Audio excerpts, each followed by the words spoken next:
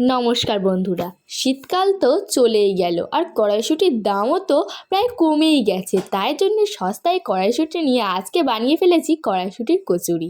তার জন্য আমি প্রথমে কড়াইশুঁটিগুলোকে ছাড়িয়ে কিছুক্ষণের জন্যে সিদ্ধ হতে দিয়েছি এবং একটি বোলের ভিতরে নিয়ে নিয়েছি কিছু পরিমাণ ময়দা, তার ভিতর দিয়ে দিয়েছি লবণ, চিনি, কিছু পরিমাণ সয়াবিন তেল দিয়ে এটা ভালো করে মিক্স করে নেব।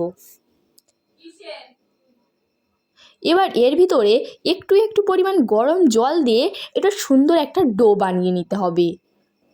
দেখুন কড়াইশুঁটিগুলো কেমন সিদ্ধ হয়ে গেছে। এবার আমি একটা বলে এটা তুলে নেব।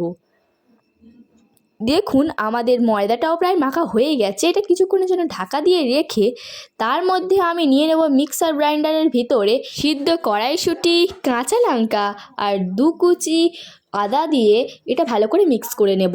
এবার কড়াইয়ের মধ্যে কিছু পরিমাণ সর্ষের তেল দিয়ে তার ভিতরে কিছু পরিমাণ কালো জিরে, 2টো তেজপাতা আর কিছুটা পরিমাণ হিং দিয়ে পেস্ট করে রাখা কড়াইশুঁটিটা এর ভিতরে দিয়ে ভালো করে এটা ভেজে নেব।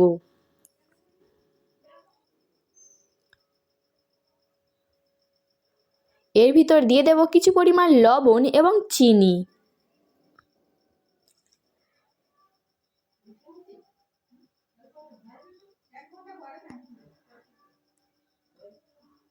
এবার এর ভিতরে দিয়ে দেব কিছু পরিমাণ ধনিয়া গুঁড়ো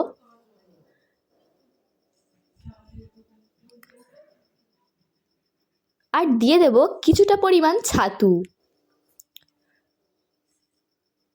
এই ছাতুটাকে ভালো করে মিশিয়ে নেব। এটা আমার প্রায় হয়েই গেছে। এবার আমি একটা প্লেটে তুলে নেব ঠান্ডা করার জন্য। এবার আমি সেই ময়দাটাকে ভালো করে মেখে নিয়ে একে একে লেচি করে নেব। এবার তার ভিতরে পুরগুলো দিয়ে ভালো করে গোল করে নেব।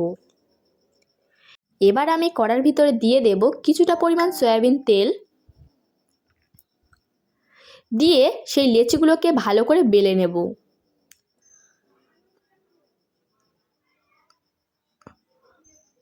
এবার দেখুন তেলটা প্রায় হিট হয়ে গেছে। এবার আমি এই লুচিটাকে এর ভিতরে দিয়ে দিয়ে ভালো করে ভেজে নেব। দেখতেই পাচ্ছেন কেমন ফুলে উঠেছে। এটা কিন্তু আপনার বাড়িতে অবশ্যই ট্রাই করবেন। এটা কিন্তু খেতে দারুণ হয়েছিল। আর এই রেসিপিটা আপনাদের কেমন লাগলো অবশ্যই কমেন্টে জানাবেন। টাটা।